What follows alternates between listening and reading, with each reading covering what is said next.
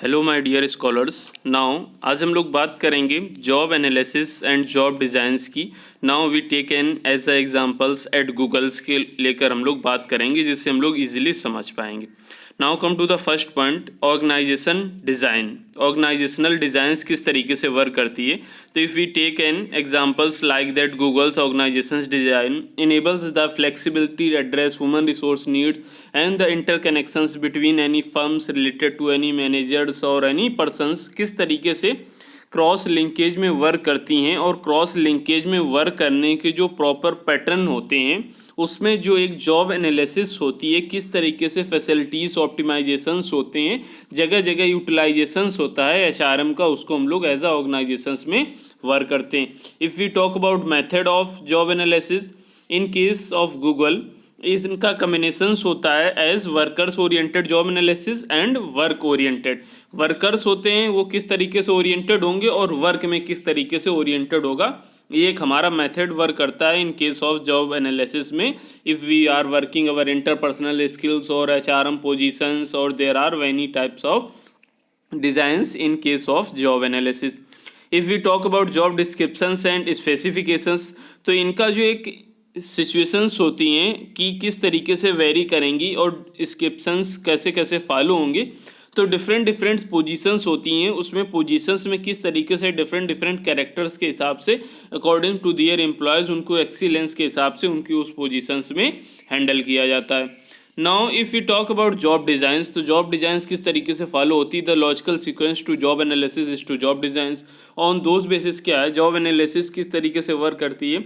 If you talk about already explained on those basis collections of job related data where in job design is organizing task into a job as such। In case अगर optimum productivity होगी तो हमारा ज़्यादा से ज़्यादा एक company का जो एक प्रोडक्शंस होगा इंडिविजुअल बेसिस पे और ऑर्गेनाइजेशंस बेसिस पे वो वर्क करेगा। जब हमारे यूटिलाइजेशंस होंगे वो ऑप्टिमाइजेशंस होंगे, वो जब एक अच्छे लेवल्स में वर्क करेंगे तो हमारी जो एक कंपनी की ग्रोथ होगी that will also in a positive way. If we talk about significance of job design, तो सिग्निफिकेंस किस तरीके से वर्क करता है। इफ़ ऑर्गेनाइजेशंस के पॉइंट ऑफ व्यू से बात करते हैं तो जो डिफरेंट डिफरेंट टास्क होते हैं उनकी एज अ कुछ ग्रुप रिस्पॉन्सिबिलिटीज़ होती हैं, उनमें अलग अलग तरीके से उनको परफॉर्म किया जाता है। For an employee motivation and job satisfactions are affected by the match between job factors. कौन कौन से, कंटेंट हो गया, क्वालिफिकेशंस हो गई, रिवार्ड्स हो गए और पर्सनल लीड्स हो गई। उनकी बेसिस पे हमें जॉब डिज़ाइंस के हिसाब से सिग्निफिकेंस को देखते हुए अपने रूल्स रेगुलेशंस को फॉलो करना पड़ता है। If we talk about there for some thoughtful designs of job can help both the organisations में भी वर्क करती हैं और हमारे एम्प्लॉय के एक अच्छा ऑब्जेक्टिव्स अचीव करने के लिए उसमें भी सेटिस्फाई होती हैं। If we talk about flip side, it में also designs for lower productivity, employee turnover and absenteeism, complaints, resignations and other problems जो क्रिएट होती हैं उनको भी हमें ध्यान में रखना होता है। नाउ जॉब डिज़ाइंस के कुछ अप्रोचेज होते हैं, इन अप्रोचेस में किस तरीके से फॉलो करते हैं। जैसे कि जॉब रोटेशंस हो गई, तो जॉब रोटेशंस में क्या होता है, जब मूवमेंट्स होता है job to job at variety and reduce boredoms by allowing them to perform a variety of task. तो बेसिकली क्या होता है कि इनके अलग अलग तरीके से डाइवर्सिफाइंग होती है हमारे एम्प्लॉय की एक्टिविटीज़ में।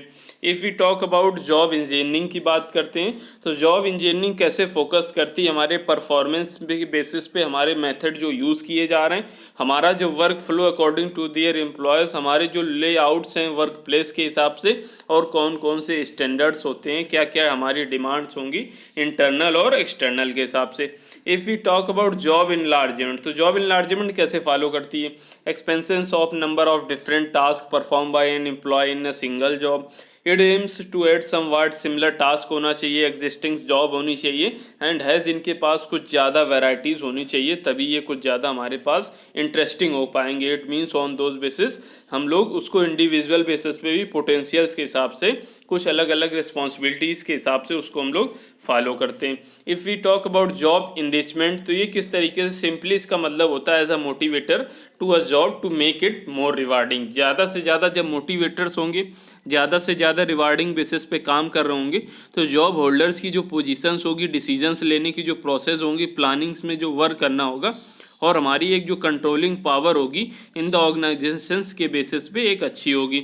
If we talk about an in this job could contain new learning होगी, डायरेक्ट कम्युनिकेशंस होंगे, अथॉरिटी होंगी, डायरेक्ट फीडबैक होगा, सेल्फ शेड्यूलिंग होगा, पर्सनल अकाउंटेबिलिटी होगी। इस तरीके से ज़्यादा रिस्पॉन्सिबिलिटीज़ को फॉलो किया जा सकेगा।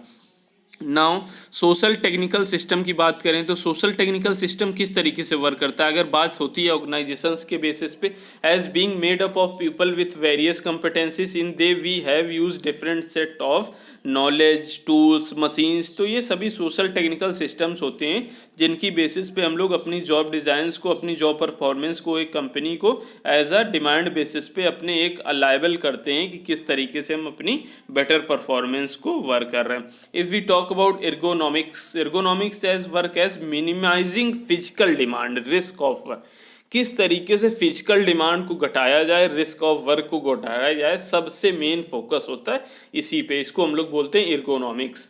Now ergonomics has become more relevant होती है बिकॉज एम्प्लॉयज़ जो होते हैं stay in work force longer and job related situations होती हैं, इनके पास जो अल्टरनेटिव होते हैं वो भी ऑप्शंस लगातार बने होते हैं, तो उनमें हमें ध्यान में रखने होते हैं। If we talk about multi skilling, तो मल्टी स्किलिंग किस तरीके से वर्क करती हैं। It is a relatively jobs way of design that is gaining prominence. And employee की जो मल्टीपल स्किल्स होती हैं, उनके जो बेसिस में रेंज ऑफ स्किल्स होती हैं, उनकी नॉलेज के हिसाब से उनको हाई लेवल्स में पे किया जाता है, that as per the much need in demand. तो ये हमारी मल्टी स्किलिंग के बेसिस में हम लोग उसको नीड के फॉलो करते हैं। If we talk about next and last point that is our contemporary issue in job design. तो कंटेम्परेरी इशू किस तरीके से, टेली कम्यूटिंग होते हैं, अल्टरनेटिव वर्क पैटर्न होते हैं जिससे हम लोगों को एम्प्लॉयज़ में सेटिस्फेक्शन अच्छा बना रहे, फ्लेक्सिबल वर्क आवर होते हैं, एवरी वर्क किसी भी तरीके से वर्क कर पाए। तो ये सभी चीज़ें क्या होती हैं कि एम्प्लॉय के कंपनी की ग्रोथ के लिए सेटिस्फेक्शंस होती हैं। प्रमोटिंग इनोवेशंस एंड क्रिएटिविटी, टेनो स्ट्रेस होती है, टास्क रिविजन्स होते हैं डेली बेसिस पे, कंपनी की जो एक प्रोग्रेस होती है उसको रिवाइज करने के साथ साथ कंपनी में हमारी वर्किंग्स अच्छी हो पाती है। नॉलेज वर्केबल्स होती हैं, बिजनेस प्रोसेस रीइंजीनियरिंग होती हैं। तो ये हमारे सभी प्रोसेस होते हैं एक as a job designs, job specifications में फॉलो किए जाते हैं। इसी के बेसिस पे हम किसी भी पर्सनस को अपनी कंपनी के लिए हायर करते हैं, ऑन दोज बेसिस उसके लिए हम लोग इन सभी प्रोसीजर्स को फॉलो करते हैं। Now keep watching my videos and please subscribe my channel for more videos. Thank you everyone.